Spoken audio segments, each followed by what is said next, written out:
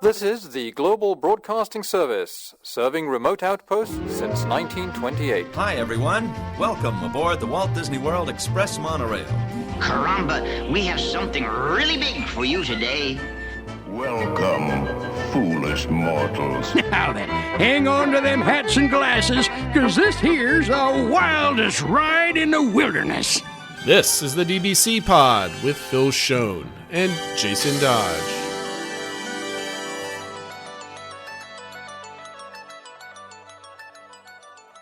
Hi, friends. Welcome to this week's pod. This is a show for the week of July 29th, 2024. And this is what's going on in our Disney World, because Phil is going to Disney World in 2 weeks. A little bit of a pre-trip report, some Lightning Lane multipass discussions after our first week of observations. But first, we remind everybody about our social media accounts, Twitter at the DBC Pod, and everything else at the same place. And, of course, our Discord server. And, Phil, we've got plenty of new members that we want to welcome to the community. On Discord, we got Duckburg Expat. And on YouTube, we got BMO8410, Chris Listenfelt, Sings of Amusement, Elliot Maxwell, Eddie Urbine, and Corinne Hamilton and Tom Cunningham. So thank you for joining. Thank you for viewing. And thanks for all the things and the buttons that you guys click. I hope you enjoyed the content. Thanks for all the comments to our last video and stuff, too. I thought that absolutely. was great. Yeah. So we had a lot of good engagement after we had Scott on. Yeah, I was just going to say, if you haven't heard or listened to our last week's podcast, Scott Guston was a guest, and we talked about all things D23 as everybody prepares and makes their own predictions.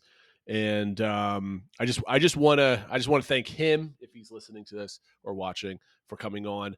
And I think he might be coming on soon after to kind of talk about the what happens after D23, what we came on to learn. But first. Phil, where are we starting today in our conversation? I know we've got a lot to cover today, and I like to say that I think this is going to be a quick show. It's definitely not. This is going to be a long show. Oh, and for those that are watch on YouTube, if you prefer to listen, there's links all over the place to download our podcast. If you don't prefer to listen to one or watch on YouTube, you want to listen to your car, something else like that. So, Phil, what are we talking about today? Yeah, the first thing is I put some notes in here because we both went to the movies this past week, not together. But I thought I put a note that, there's, a lot of hand-wringing about Disney and the movies not doing as well and stuff like that. Well, so far, I think they're having a pretty good year. Inside Out 2 has officially become the highest grossing animated movie of all time. It passed the 1.5 billion mark globally. Yep. It also just passed, it was 600 something million, but domestically. So it passed Incredibles 2. So it's now the number one domestically as well. And then Deadpool and Wolverine had the highest opening weekend ever for an R-rated movie. I think when I did my show notes, it was at the 8th highest opening of all time, but I think it might have even moved up a little higher than that when the final numbers were in. It's up 438 million globally already. So yeah, I think I just they're looked doing it up. okay. I just looked it up real quick. Just on its first weekend opening, it's the 30th highest grossing rated R movie of all time worldwide, just on 4 days alone. Yeah. So it's well, I mean, it's just we got. I keep stumbling here. We've had a lot of conversation, or the community has, about how Disney has lost their way. Marvel stinks. It's dying. They don't know how to make movies anymore, like you alluded to. And oh, by the way, we just did 2 bills with a movie and an opening weekend with another one. So it's pretty crazy. To kind of keep the excitement going, San Diego Comic-Con was this weekend, and there was a lot of Marvel press. Had a whole segment on there talking about going over some upcoming movies and stuff like that. But the big news coming out of it is that they are bringing the Russo brothers back to direct Avengers 5 and 6. They're the ones who did Infinity War and Endgame and stuff like that. And Avengers 5 is being renamed to Doomsday, and they brought out Dr. Doom, and he unmasked to reveal that Robert Downey Jr. is coming back to the MCU now, playing Dr. Doom. Spoilers. Yeah, spoilers. Sorry. Anybody hadn't seen that. I think that was all over, though. But you could just hear the crowds going nuts when that happened and stuff like that. So it's obviously they're going back a little bit to what's worked in the past, maybe a little course correction, but there's definitely a lot of excitement, I think, coming back to here now. And so riding the tails of Deadpool and Wolverine, and the future's looking a little brighter than maybe the last year or so has been. Yeah, it's going to be an interesting journey to get from here to Avengers 6 and like what they're titling Secret Wars at this point. Yeah. We are not an MCU podcast. There's plenty out there that know a lot more than we do, but ultimately, I think it's a home run for Disney. It brings one of their marquee actors back to play another seminal role, and I don't, other than one of our favorite YouTube channels, Screen Crush, where the host was kind of disappointed and angry because Doctor Doom is his favorite character and he doesn't want the character to change, which is you probably will have to change it because of it's Tony Stark, but probably a variant type of thing. I think it's amazing how positive this reaction has been from everybody on the internet. Yeah. So I had one question, and then I thought maybe since we both saw Deadpool and Wolverine, we could give our takes on it in our review. But do we think these are just two one-off movies that had the, right place, right time, right actors and stuff like that they did really well, or do we think Disney is a bit more back on track, and that we think the next movies, like, do we think Captain America 4 is going to do well, or is that going to be kind of mid like the other recent films have been and stuff like that? I think Captain America is going to be a mid anyway, just because it wasn't. I don't think it has anything to do with Disney not knowing how to make movies. I think it's a legacy from a poor Disney Plus show that left everybody wanting more. I don't think the character itself is very exciting because it's a man playing Captain America with no superpowers, and I know that's how he is in the comics and stuff like that. But I want my superhero movies with superhumans, right? So I think it's going to fall short of its expectations, but it's got Harrison Ford and then teased as the Red Hulk, which would be really cool. So there's some cool elements in it, and if they do it the right way and kind of not the way they did the D Plus Cap show, then I think it should be a decent movie. But I don't think it's going to be like I mean, don't get hung up on just that one, but you think just in general, things are going to be doing a little better. I don't think Disney lost its way in making movies. It may have made some poor choices in some of them, but I don't think they lost their way. I think it's a combination of good stories and how everybody hates sequels, but apparently everybody loves sequels. So stop saying that too, but make original movies. Well, Disney made a lot of original movies. No one went to go see them in the last couple of years. But I think a big part of it is audiences are finally changing their behavior about their movie going after 4 years of just not going to the movies and stuff like that. So I think people want to see tentpole movies that are like these. This is an event, like you're going to a Broadway show. I'm going to see this. I can't wait to see this, rather than like, let's go to the movies. It's Friday night. Let's pick something random out, right? So as long as Disney doesn't oversaturate their releases, like 6 Marvel movies in a year type of thing, that's what they were doing, and putting singular tentpole movies out, I think Disney's back on track with that kind of expectation, I think. Yeah. No, I agree with you. I think, I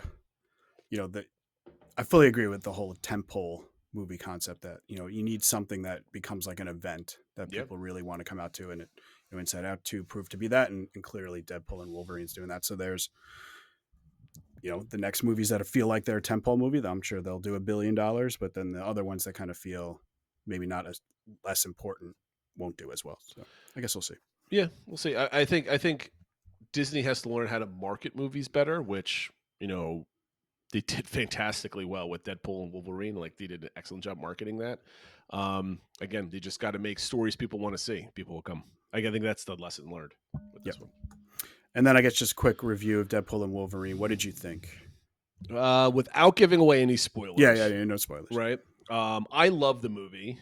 I think it was either the second or third best MCU movie since Endgame, with Spider-Man being number 1, and then probably tied with Guardians of the Galaxy at the 2 spot. But then again, that's such a low bar to get over anyway. So I don't know how much that is. I really enjoyed it. It's a huge, fun, fan servicey type of movie without being like boring fan service. So ultimately about a movie with no consequences and nothing like got accomplished, but it was a good like end cap to the Fox universe of Marvel heroes, I suppose. I would definitely watch it again. And I did not mind spending the $20+ I did to go see it with a snack. Yeah. So I enjoyed it too. I thought it was really fun. It was great to be in a theater with people that were excited to be there and Yeah. to kind of scream at some of the cameos that appeared in there and stuff like that. I think as a standalone movie, there were some weaknesses to the storyline and stuff like that.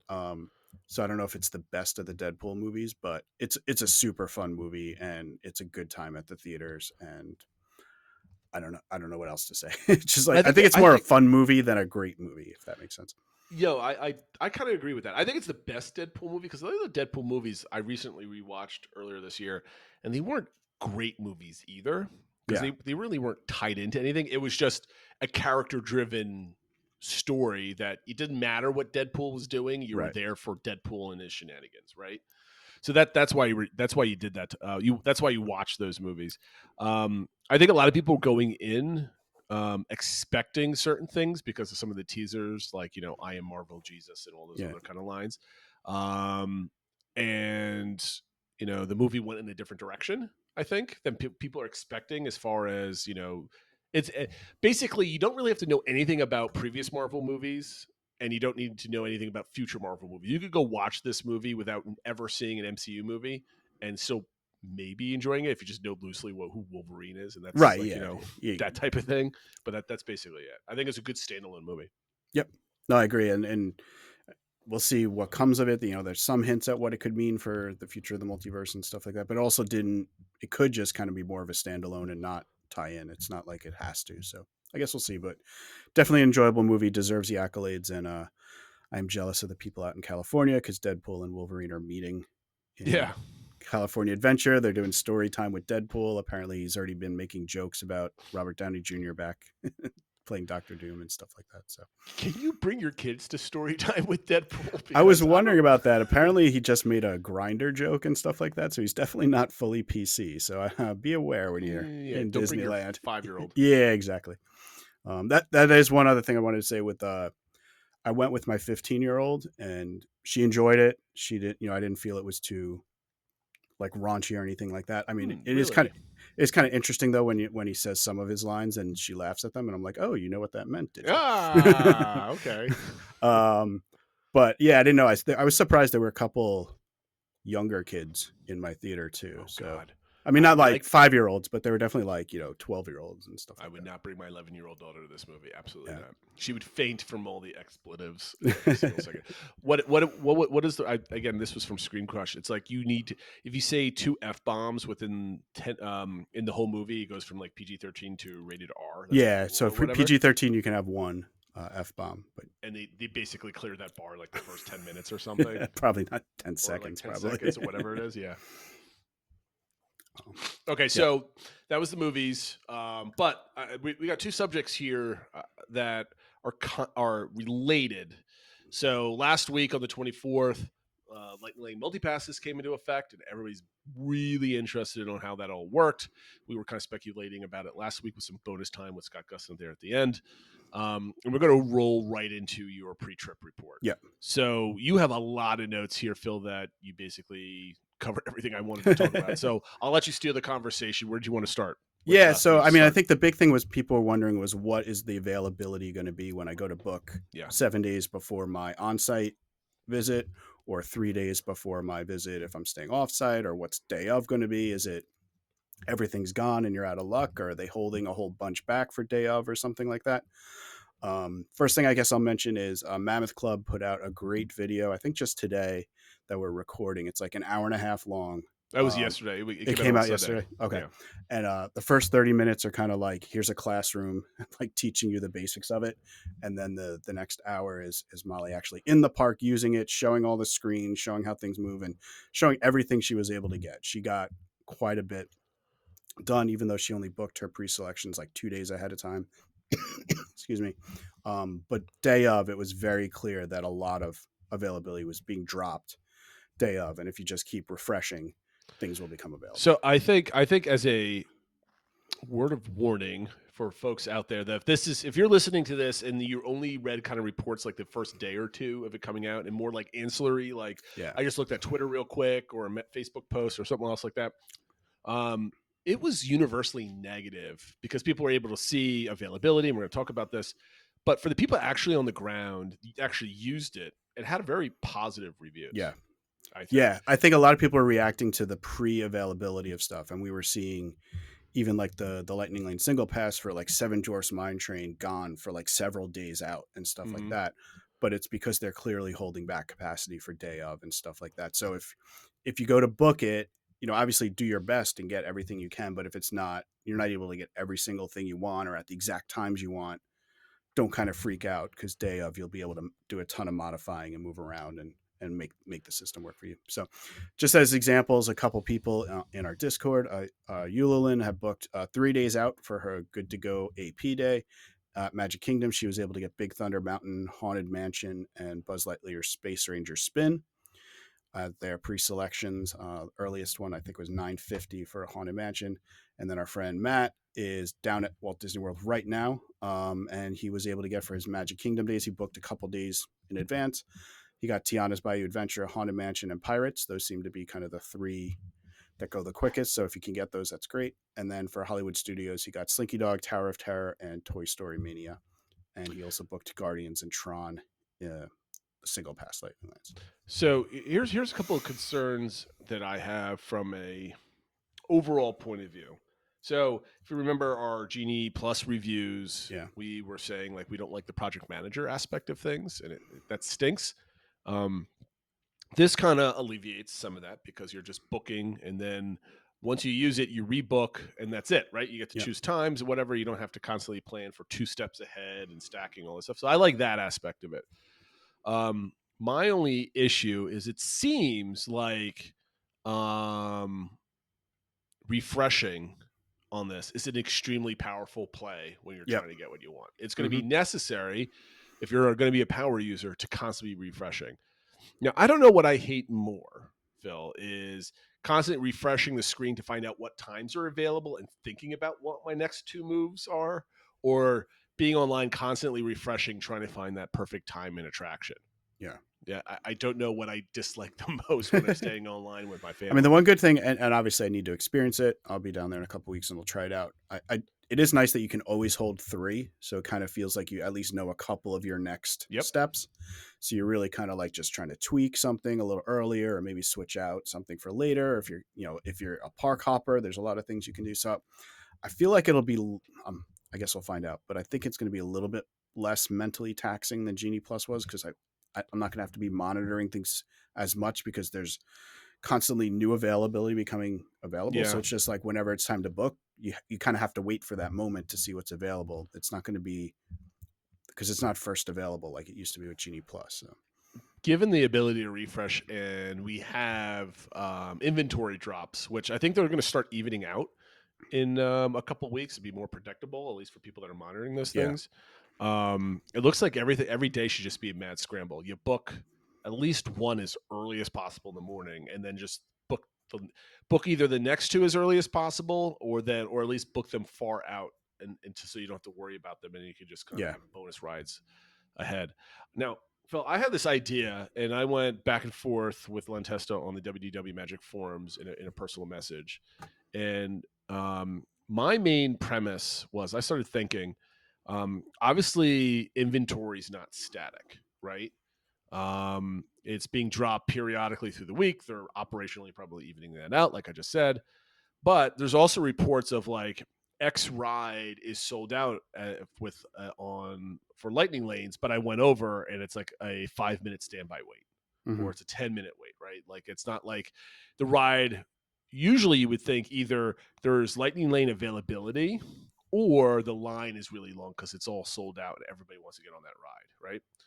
Now, I don't know if this is true. This is just me speculating. It's based off nothing. But there could be 2 things that you're trying to achieve with Lightning Lanes, or the whole multi-pass system. Is you want to sell a product that has enough passes for everybody, but you also don't want to glut the Lightning Lanes so the standby lines just stay long and long and long, and they don't move, right? That was a big problem pre-DAS changes, was standby lines just grew in length because they kept allowing tons of people to go in through the Lightning Lane for a variety of reasons. So my thought is, do you think that they might be dynamically scaling, or artificially limiting the total number of seats per lightning lane per hour based on how many pre-purchases and hotel occupancy. So the standby lines always feel relatively solid. So, for example, on a very busy day or max capacity for lightning lane for a ride, let's say it's 100, right? But let's say on a day where hotel occupancy is low, there's not that many people buying Lightning multipass for that day. Maybe the max capacity that they're selling 50 seats per hour rather than 100 seats per hour in a particular day. Do you think that might be the case by any chance? I don't know if they're going to be tying in hotel occupancy. I mean, maybe they'll just tie in like how many people pre-bought it versus not for that day. I mean, just from they're not going to choose that number like the day of, right? So I think they're going to use variables to say how busy the park's going to be today. That metric. I definitely think they're going to do that, and then even just as the day's going and seeing how, you know, if some rides running well or versus breaking down a lot or just trying to move people around. And I do think they're trying to keep the lightning lanes shorter than we'd seen in the past sometimes, where you know, Haunted Mansion or whatever, the lightning lane was like an hour long or something, you know, especially now between that and the changes they've made to the DAS system. I think they're trying to keep that shorter and that moving. And then also so the standby lines move a little bit better as well. So I think one of the things I'd love to see Len do and then release the data, which he may or may not, is he loves counting the people going into the lightning lanes per hour. Mm-hmm. I think one thing that he needs to check is, and let's say he has somebody clicking guests going to the lightning lane at between 10 and 11 a.m. Mm-hmm. He needs to be able to check when that lightning lane sold out for the day. Mm-hmm. Right? Did it sell out at day 7? Did it sell out at day 3? Did it sell out day of? Did it not sell out? And does that impact the amount of people going through the lightning lane at that day? And then compare that to his overall crowd score for the parks. Yeah. I'm just really curious how they're creating inventory, because I don't think it's like every day there's 100 seats per hour and that's what they're giving out every single day. I think they're drastically limiting what inventory drops that they're giving out. Yeah, I think that's fair, and they're probably going to be a little on the conservative side, maybe with the pre-selection amount, and then they can always release more day of versus like getting backed up or whatever. Because I do think they're conscious of not wanting the people that are staying off site or just coming day of or something like that to be like there's nothing available. Oh yeah, you know. I mean, we said this on the show that there's going to be drops periodically from +7 to day of. So people, there's always something for somebody to purchase. Yep.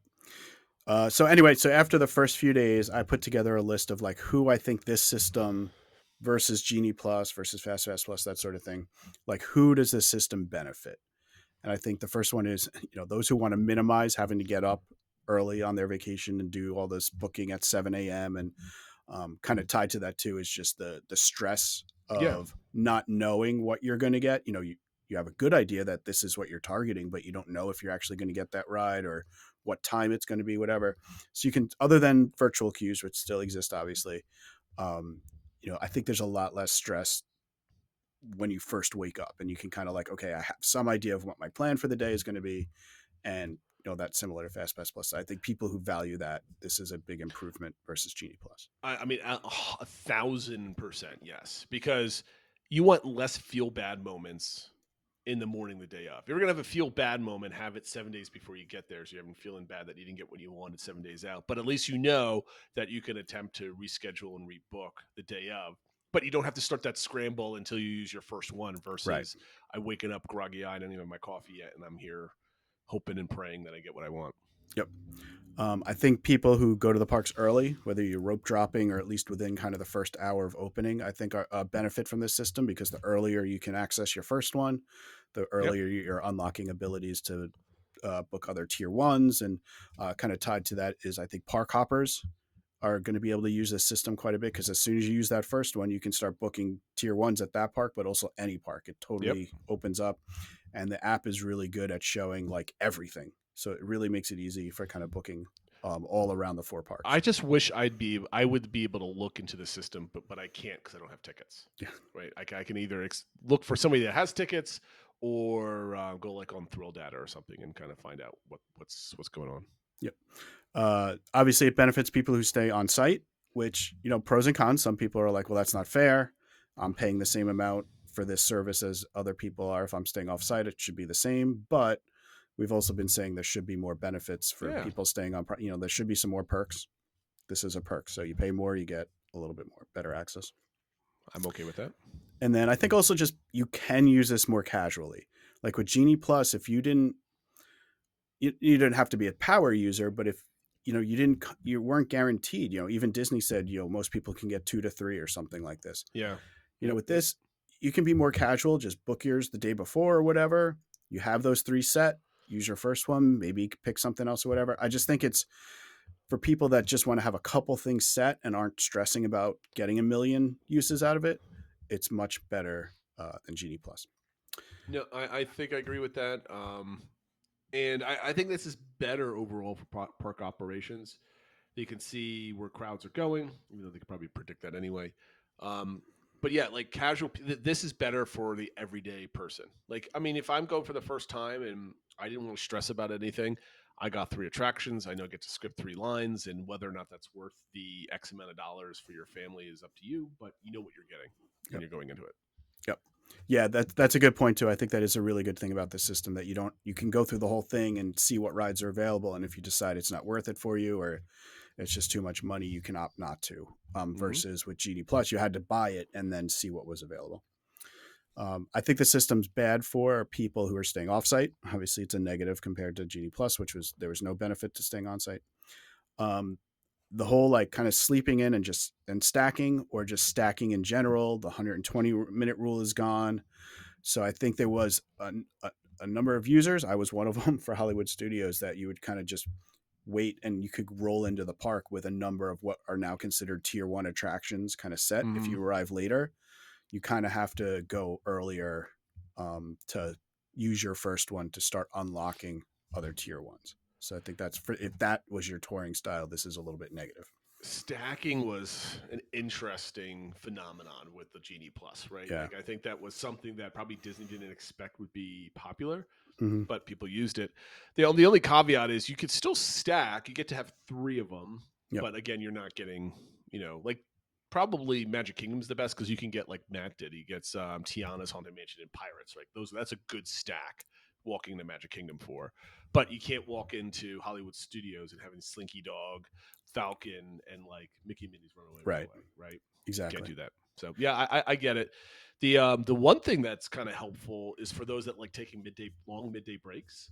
Mm-hmm. Like you can go in the morning, race around, get a couple rides, use all 3 of them, and then stack 3 more for like 3 p.m. plus. And so when you go back to the pool, you eat your lunch, whatever, you come back, you got 3 more to go. I think that benefits those people because if you wanted to do that under Genie Plus, you'd have to sit there like monitoring your app, and you couldn't go enjoy being in the pool and having lunch. You had that stress coming in the back of your head. I fully agree with you, and that knowing that is kind of, we're going to go into my trip planning, but that's kind of making me think about like maybe should we, at least for the days we're going to have a multi-pass, do we want to get in a little earlier and plan midday breaks versus with Genie Plus we would plan late arrivals.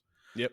I think there were some power users of Genie Plus that were just really good at it, liked the project management on it, liked being able to have a bunch of just top tier rides and not dealing with any of the tier 2 and stuff like that. So I think, but like any system, I'm sure a lot of the people who are power users for Genie Plus will figure out how to be a power user for this as well. It'll just take some time.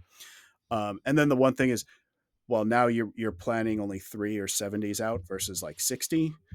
You do still have to do some pre-planning. And so if you're somebody who wants to be like, oh, well, we were going to go to Magic Kingdom, but now I want to go to Hollywood Studios today, you would have things set up in the past versus, it makes it a little bit harder, I think, to kind of adjust your plans on the fly. I don't know for a fact how easy or difficult it is to go from Magic Kingdom to Hollywood Studios. If you pay for like a $30 Magic Kingdom and Hollywood Studios is $28, do you get a refund for it? Like I don't know how. So you actually so right now if you've paid for Magic Kingdom, you pay that, and then if you go to Magic Kingdom and use it, and then go to Hollywood Studios or whatever, you don't. Right. It's just whatever your starting park is that's the fee you pay. Mm-hmm. I know they said if you modify your single pass ones and you go from a cheaper one to a more expensive one, you do have to pay the difference. Sure. But if you go from a more expensive one to a cheaper one, you don't get a refund. What if I buy a Magic Kingdom for the day, right? A single multi-pass for Magic Kingdom, but then I cancel all of my. Can I go and switch to like Animal Kingdom, which would be go from the most expensive to the cheapest? That I think as long as you're doing it in the pre-selection window, Right. then you should, I think, would get the refund. But if it's day of and you just like change, I don't think you Right. Once it's already used Yeah, and parks exactly. are open, I get that. But like, let's say it's, +7 and then plus pre-day 6, you're like, oh shoot, I really go to Animal Kingdom instead of this. That one because I'm not positive. yeah, I got to figure out, because the way I want to do my next trip gets all thrown into the scuff with my bingo trip with spontaneity the day before. So I got to figure that kind of stuff out. Yep. But I don't know. Maybe I just buy multi-passes for like 2 or 3 of them and then just say, like, okay, these 3 days we got our, like, these are definitely park days. We just buy Magic Kingdom and I just book some stuff. I don't know. Just some other quick things. Like I said, I mentioned this before. I was a little surprised how much in advance some of the single pass rides are selling out, like Seven Dwarfs Mine Train, multiple days in advance. That's generally not a hard one to buy day of and stuff. Mm-hmm. So clearly showing that they're holding back inventory for the single pass ones as well. One other thing we noticed is that, I think when we had Scott on, Scott said you could overlap your multi-pass booking windows by 15 minutes. It looks like there's no limitation and that you can actually fully overlap booking That windows. is nuts to me. That's nuts. Like, if you could do it fast enough, there's availability. You can get through everything done like in an hour. As long as there's availability. Yeah. Because I think even on the Disney Dish, Len Testa said I forget if it was his sister who was testing it, somebody who was there, and they literally had 3 things. I think it might have been 1 single pass and 2 multi-passes for the exact same window. Yeah. Well, I mean, I think single pass and multi-pass could overlap anyway, right? Because they're 2 separate purchases. Right. Yeah. But like having multi-pass all stacked up at like 9 and then have a bunch for like 9:30, like if you can just kind of, go through quickly. Yeah. I don't know. Now it does in the app, gives you a warning that you have, this conflicts with another time and stuff like that. So you are made aware of that. But as long as there's availability, you can stack things pretty close together. Like, there goes all of my like pre-planning, pre-strategy out the window. Like I was going for the worst case scenario. This is just like a wild, wild west, man. It's like whatever you want, go. So I think you had some additional thoughts. I don't know if we covered them all or if there was anything else you wanted to mention about this. I mean, we're talking about. I wanted to talk about holding back the inventory based on demand. Like basically, we talked about that earlier. It's that dynamic stuff. So you covered it pretty well. I'm just really the one thing I'm going to be watching out for is how the inventory fluctuates. I'm really curious to see, because we're at we are not fully at +7 days. Right. Wednesday will be 7 days. Right. So that'd be the first day you had a full pre-book window. Yeah. I'm waiting for like a month. Basically, when you get back, at that point, has it, like, the fluctuations in inventory like smoothed over? Like do they have enough data? I don't know. But I'm looking for that time where availability starts opening up more and more throughout the day as they kind of get used to how people are, using and abusing the system. Yep. It'll also be interesting to see like how crowd levels impact things, because I still, worry what's going to happen Christmas week and stuff like that when there's just mobs and mobs of people and maybe more and more people are motivated to buy this. Does that force them to free up more capacity for them? It just sells out, because it just sells out. When I was there, it just goes here. Have at it. Done. All right. Well, actually, here's the thing, right? Like, so I'm really interested to see how this works on party days, like Magic Kingdom party days. I'm just thinking about that. Like, the park closes at what, 6? 6, yeah. For non-party goers. So how does that impact Lightning Lane on a 7-day booking window? Does it fill up faster because there's less hours, 6 less hours to operate in? Are people not going to that park? Are they now, because there's like a free hopper like promo going on? Is it going to be even worse? So I don't know. I'm really curious. Guess we'll find out. They're starting just a couple of weeks, now. right? Until the first Halloween party, right? Speaking of a couple of weeks, I have my trip coming up. Nice segue. Thank you. So first, as a reminder, I think I've gone through some of these details, but I'll get into a little bit more specifics now and kind of, welcome all your thoughts on kind of what my thinking is. To give an overview, I think we mentioned this before, but it's just myself and my 2 youngest kids are going. Their age is 10 and 12, so they are both Disney adults now. For the trip, we were spending 6 nights at Disney, and then we were doing a 3-night Royal Caribbean cruise on their new ship, Utopia of the Seas, which leaves at Port Canaveral. So our starting day is Saturday, August 10th. We are flying down out of New York.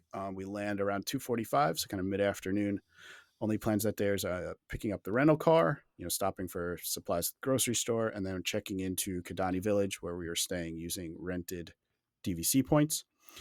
We booked for a Savannah View studio room, and the only request I've put in is to be close to the lobby, because the last time we stayed at Animal Kingdom Lodge, our room was like the furthest from the lobby, right, and yeah. it just it felt like it was taking a half hour to walk there. So what time do you expect to be at the hotel?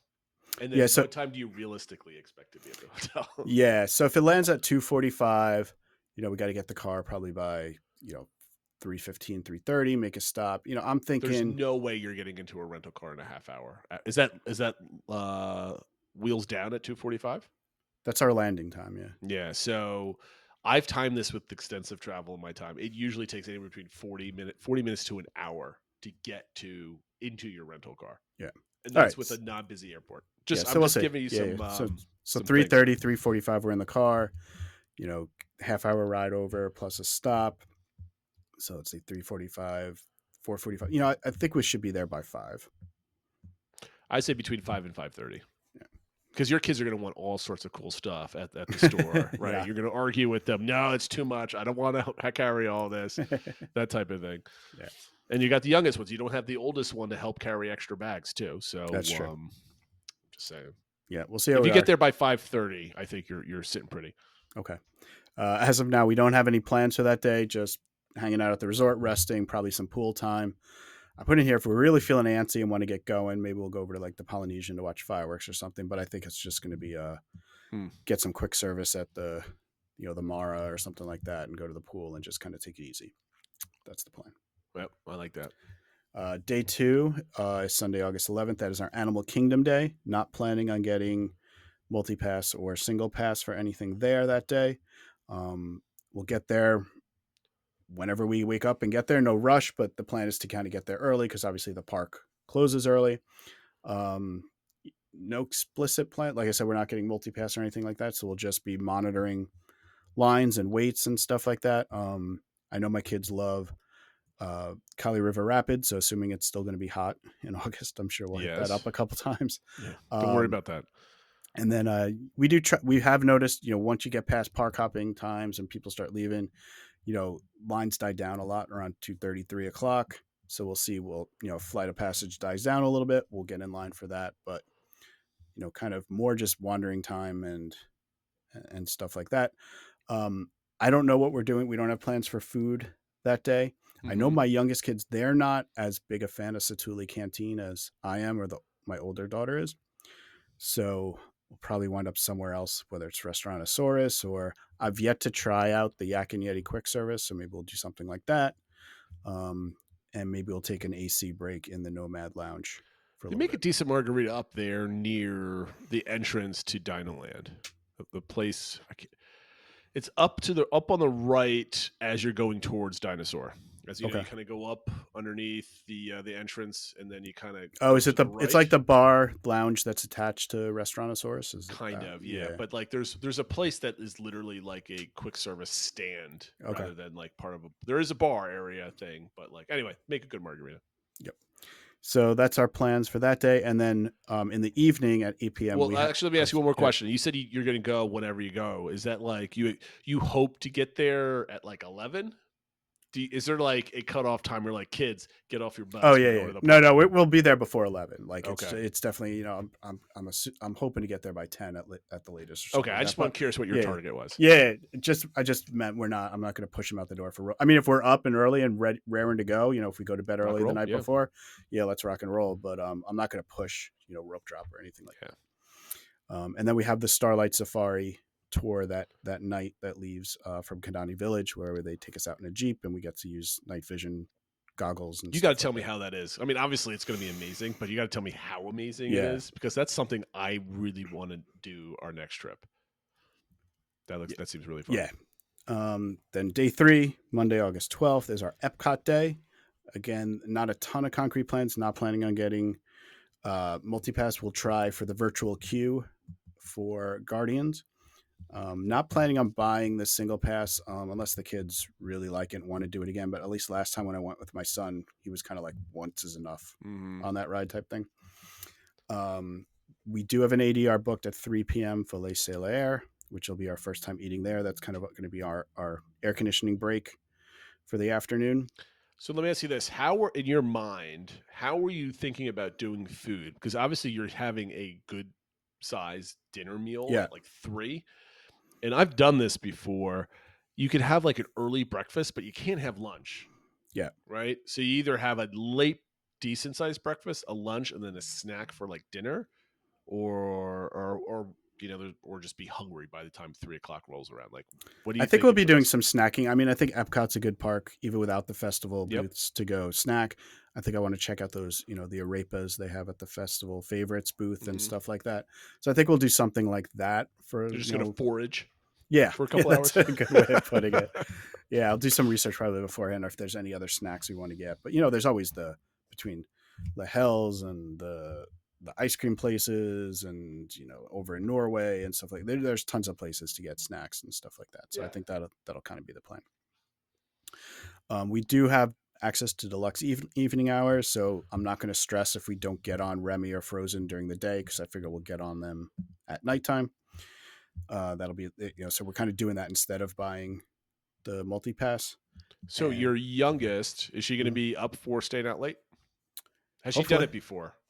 I mean, she's done it in the past where we've stayed late. I don't know this late, because I think it's till like 1 a.m. or something like that. That's every what I'm night. saying, So yeah, I mean, we probably won't make it to the very, very end of it, but we'll see. And we have a off day the next day, so we can rest in the next day. Suck it up, honey. Yeah, we're not going anywhere tomorrow. Come on. Exactly. It's my favorite park.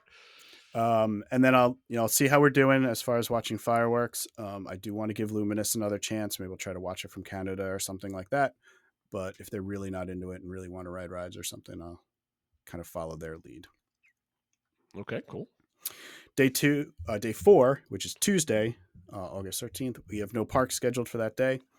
Mostly going to be doing resort and pool time. We have a lunch ADR scheduled for Sanaa. And then at some point in the afternoon, we're going to be heading over to Disney Springs for shopping and wandering and that sort of thing. Then we have our 2-part dinner. The first part is at Enzo's Hideaway. And then we have the Dreams That Soar kind of viewing area reserved at Summer House on the Lake. I think that's going to be a good day for you, because you're typically not a Disney Springs kind of guy for the most part.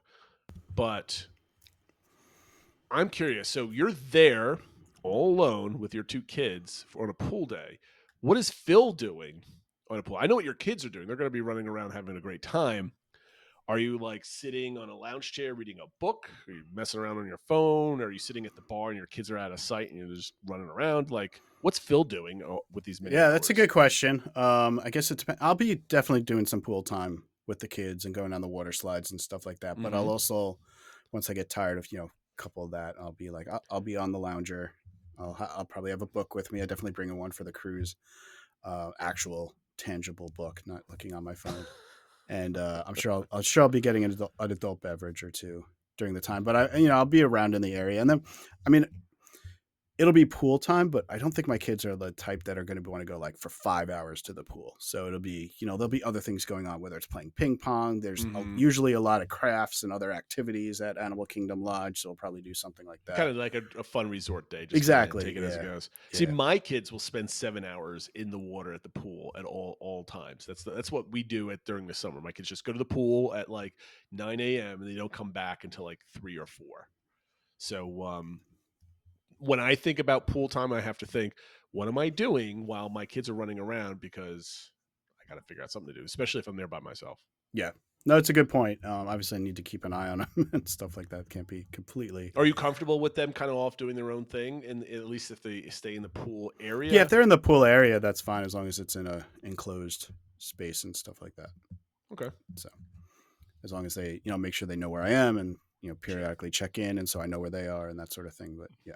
You're not going to be like the lady that Yulin was talking about that panicking calling from Magic Kingdom because their kid was at the pool with his cell phone all by himself.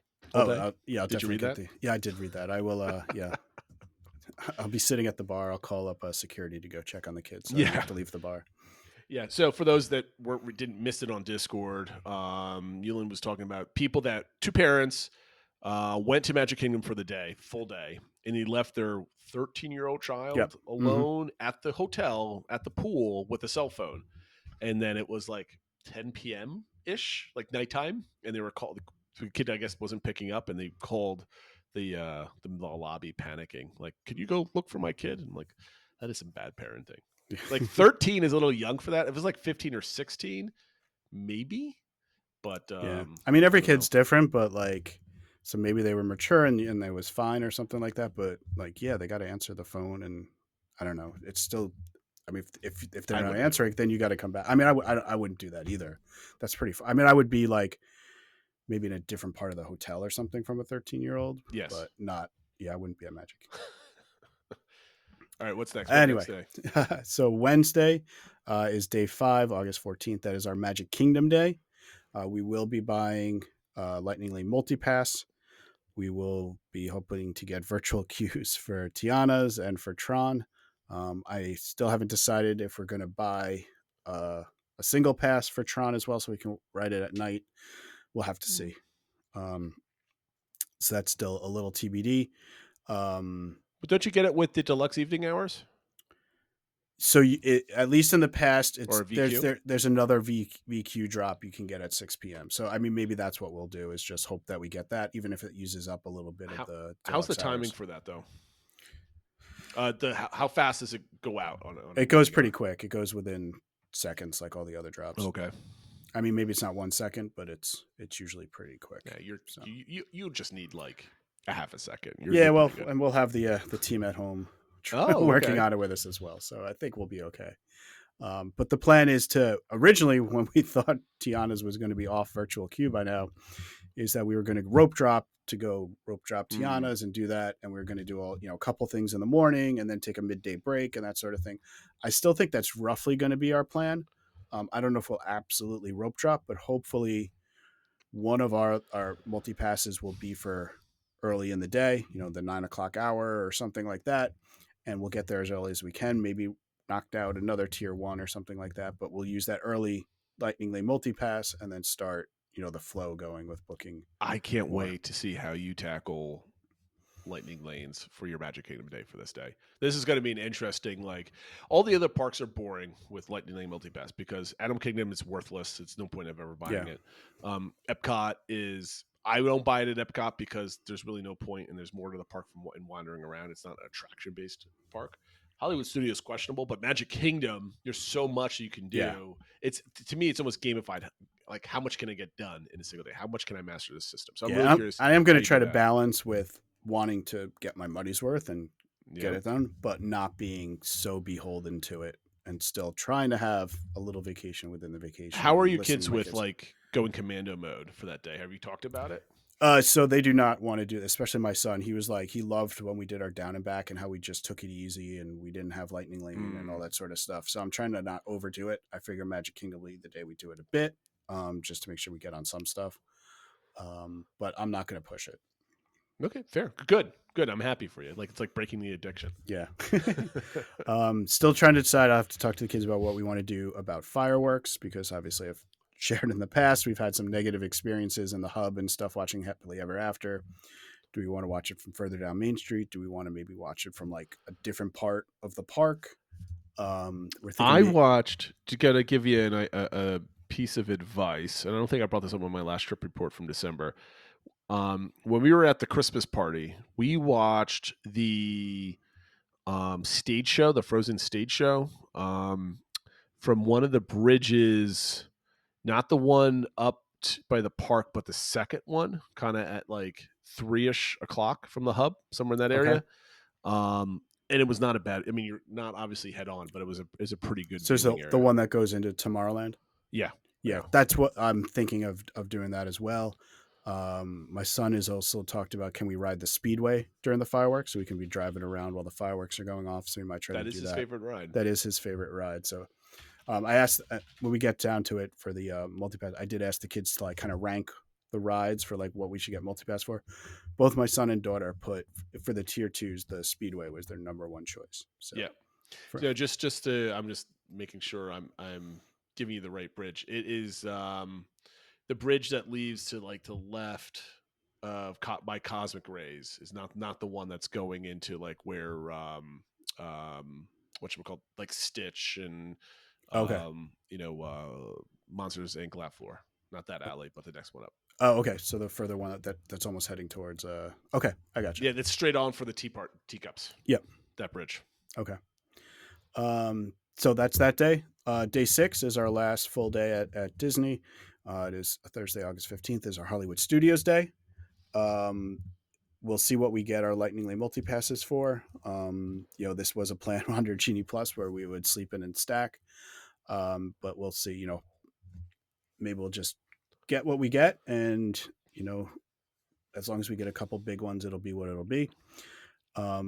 Midday break, we're planning on going over Caribbean Beach to go to Banana Cabana, take the Skyliner. That was one request both kids made. Other than that, we have no dining plans. No, that's pretty good. I think you should attempt to do the early morning sprint for like 1 hour at Hollywood Studios. The hardest part is going to get up and go. Yeah. Sprint around and then be like, pause, go do your thing at Caribbean, and then you sit there and try to plan for your best start to your evening, depending on what time you feel like getting back. Yeah. We'll have to see how we're doing, because that is the day, it's after another deluxe after hours at Magic Kingdom and stuff like that. So it might just not be the most efficient day at Hollywood Studios, but hopefully crowds aren't bad. And you should be pretty good in August. Yep. Day 7, we check out. I was thinking about for this day, but at least someday during our stay there, I want to get breakfast at Sanaa. It looks like a really fun and different menu, and it's convenient and right there. We will be driving over to the port and dropping the car off at the car drop there. How long of a drive is that? It's like an hour and 15 minutes, just over an hour, depending on traffic. Our boarding time, we have that selected as 10:30 a.m. That's the first boarding time they had. No, we haven't been able to pick our entertainment for the cruise yet, so I don't have anything set, but I'm hoping to do the kind of the main stage show that night. But we'll see.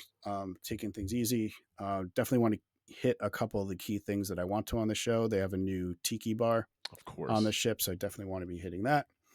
The room we have booked is called a Central Park balcony. So on these Oasis class ships, they're so wide that they actually have rooms that have balconies onto like the interior portion of the ship.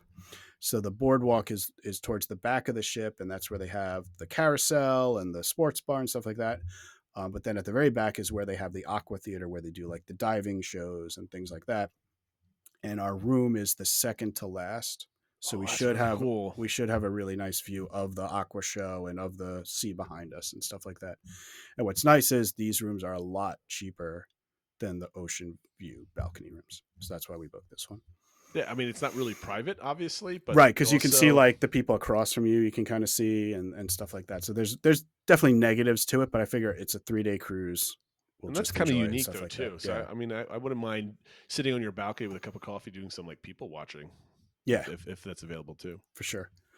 Day 8 is we port at Nassau. We don't have any excursions booked, but we might get out and just kind of check out the port for a little bit. What we have booked that day is we have a sushi making class. It's at like 10 a.m. And then we have their new thing that they have on the ship called the Royal Railway. You told me about this. Which is, for people that don't know what it is they've built what look like old-timey train cars on the ship, and they have added all these effects that make it seem like you're actually on the train going somewhere, that the whole thing shakes. There's like steam effects, and then they use screens for the windows that make it look like you're passing it. That's really neat. The version we're doing is the Wild West. So it looks like you're going through the southwest part of the country. There's a whole lot of performers on it. There's like bandits that come through and you have to help arrest them and stuff like that. So there's a whole like dinner show element and stuff like that. So we'll see how it goes. I'm pretty excited for it, and just like I just like that Royal tries to do things like this. That like I just read a review that like this is the most like Disney thing they've ever done, So we'll see how it goes. Day 9 is to Coco Cay, which is their private island. Again, we don't have anything booked there. Probably get off and check out the island and get lunch on there and stuff like that. But we'll also probably spend time on the ship because while everyone else is off doing stuff, the shorter lines at the water slides and stuff like that. Then day 10, our cruise ends. This is the one excursion we've booked, which is actually to Kennedy Space Center. That'll be fun. We've never been. I think it'll be really cool. And I think I like how they have it where you get on a bus, wherever they take you over there, and they hold all your bags and stuff on the bus. And then when it's over, they drive you right to MCO Airport in Orlando. So it's sort of an excursion plus transportation back to the airport. Perfect. Rolled into one. We have like an 8 p.m. flight back, so it gets in probably around 11. And that would be the end of our trip. Oof. That sounds like an amazing experience. I'm jealous. I'm extremely jealous of that. That sounds like that's a lot of fun. I'm looking forward to your very long trip report. I don't know. You're going to get back. Okay, so this is what's going to happen. So we have most likely a special guest coming on the Monday after the show. I haven't solidified it. It's like 95% solidified.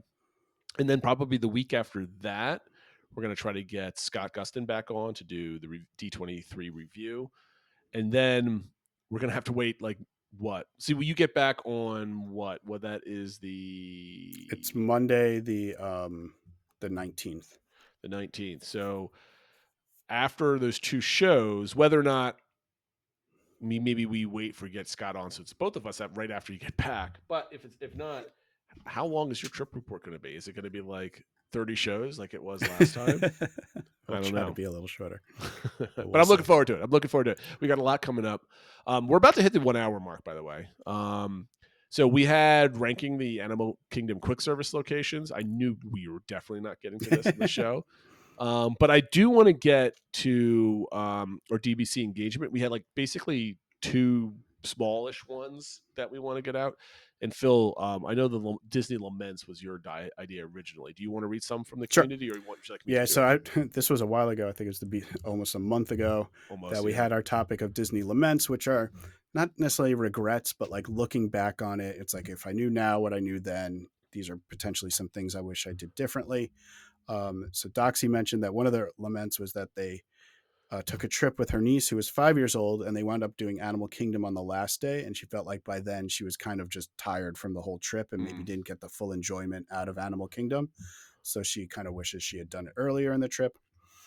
Mama and Six, the first one is probably something a lot of people have, is that not buying into DVC sooner. I think that was one of mine. Yeah. They did get into it now 10 years later. They said they hemmed and hawed for 10 years and finally bought into it, and it's been working out really well. So now they really wish they had done it sooner when it was probably a third of the price or whatever. They also take a lot of big group trips. I guess she says she regularly coordinates 19 people when they go down to Disney World. Man, so she says she wished that she did more trips that were just her immediate family. Where it's just less for her to have to manage and stuff like that. Yes. Which I can kind of echo, we're doing more like things like now, right? Like my wife and daughter just went down. I did the down and back with my son, like mixing things up. Not saying I'd never want to go with my full family again. But we did some trips with grandparents, some trips without. So I think mixing it up is kind of fun. Yeah. Our next trip is going to be with my mom. I'm looking forward to it. That's going to be the first time in 5 years that we've done that. And after that, I want to start I don't like waiting a year and a half almost to go back to Disney World. And I want to see if I can start going down with my oldest. So my oldest will be, how old should be next year? She'll be 12 next year. So do I wait until she's 13 where you can start doing the down and back agains and stuff like that? When you become a teenager, do I buy a present like we go to Disney World or something else like that? I don't know. I'm still looking, not to kind of break this in. I'm looking to still try to go into Disney with just the wife and I this fall. Yeah. But the prices are still absolutely ridiculous. Yeah. It doesn't even make sense to go at this point. Because we want to stay at deluxe, not an all-star for $100. Yep. TL Madden had a number of things, but the kind of the big one that I jumped out jumped out at me, which I can definitely understand, is kind of wishing that they just took their kids on rides, even if maybe they didn't think they would like them, because now they're closed. So it's like they didn't take them on the Great Movie Ride. They didn't take them on Ellen's Energy Adventure. They didn't go see Lights Motor Action, kind of because they thought the kids were maybe too young or just wouldn't like it. But now they never got to see those things. So he kind of, saying, maybe just, even if you're not sure, like if it's something you haven't done, give it a shot, because it might be your only chance to do it. Try to do everything. Don't do, like, I never let my, the only time I force my kids to go on everything, even the scary rides. And the only ride I did not force my youngest on was Tower of Terror, because she was absolutely freaking out about it. I'm like, okay, I'm not going to force you to do it. But everything else, like all the roller coasters, you're tall enough, you can go on. You're not falling out. And they loved every moment of them. So, we try to experience everything. And I never want to say, maybe next time we'll go, because you never know if by the time you get back, whether that's next year or 4 years from now, how different the parks are going to be. Yep. And then lastly, Tom Servo posted a couple things. One was that I guess when he was growing up and they went to Walt Disney World, they would always stay at the campgrounds. And once he had his family's own, he really would have liked to have done that. But I guess everyone grew out of it and they haven't done it yet. Maybe there's still time to get that one done, but he hasn't done that one yet.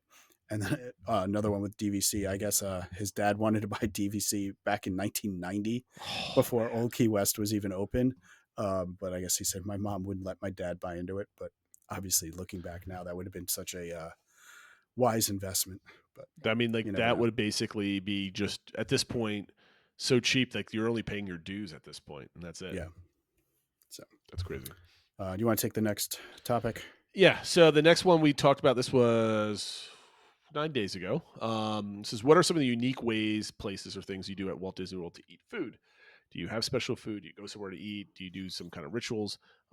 Just got pretty decent engagement from a couple of different people. We have a long list. I think a lot of people just kind of eat food and don't do anything special with it, I guess.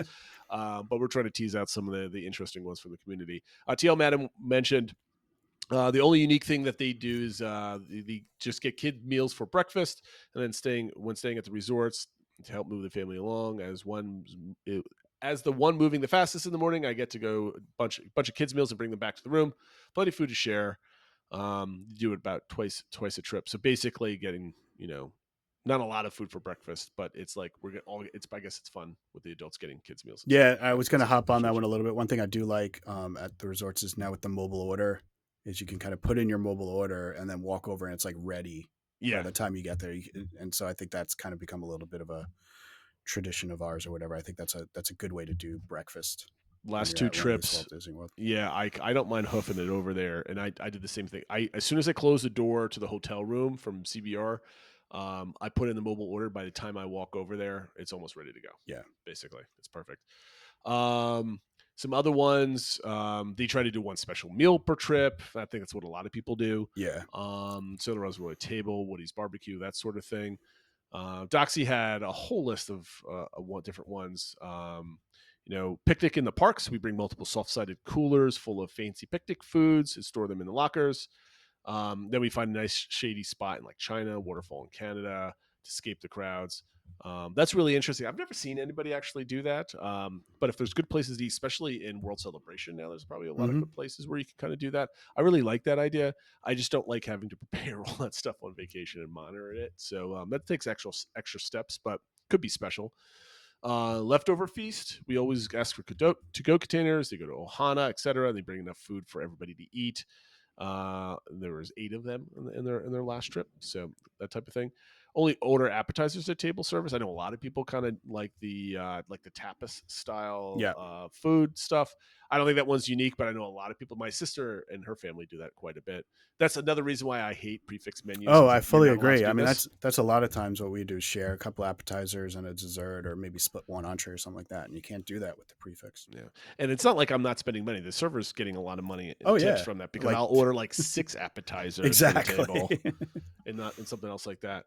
But a lot of other people like Hernomaniac and everybody else are all DVC members. They love prepping meals in the resorts, do resort only stays. So instead of spending money at those places, they eat regularly. And I don't think that's anything that's unique, but Hernomaniac always loves to point out when he does his resort. He's a big fan of DVC kitchens.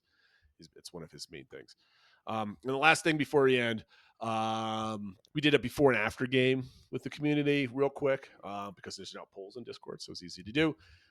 We asked everybody when the canopy is coming down at Test Track, and I think with Scott and us, we put it at like December 1st. Yep. And almost everybody said before. 71% of the people. Only a couple of people went in after. I think this is down sooner than that. I'm waiting for this thing to come down. They've been making progress. They said they were working on the new entranceway and stuff like that today. Yeah, the panels are coming down. I haven't seen any pictures today, but I know panels are coming down, that sort of thing. So that's really cool. I guess for the DVC engagement, we didn't prep one for next week. So let's do this. If you had to give rank all the Animal Kingdom quick service locations, what do we have? 1, 2, 3, 4, 5, 6. There's 7 of them, I think. Yep. 7 of them. If you had to rank them in order, 1 through 7, best to worst, or best to least favorite, I guess, whatever you want to call it. Please do so. I'll put all the list in the event description, so check that out. And just list them in order of preference or favorability, or any way you want to measure them, but just rank them 1 through 7, please. Phil, anything else we need to talk about this week? We'll hit up actually ranking them next week, I think. Yeah, hopefully we get that in. I think for next week I'll have had my selection for my Lightning Lane multipass, so I can report on how that went. What is that? Is that Saturday? Saturday. I was going to say Saturday the 3rd. I get to book those, so we'll see how that goes. And then I think we'll also do our final sort of predictions for D23, right? Yes, our own personal ones. Yeah, our own personal ones. Very cool. Well, everybody, thank you for watching and listening. Make sure you like, subscribe, join Discord, please. Have a great week, and we'll see you next time. Take care, everybody.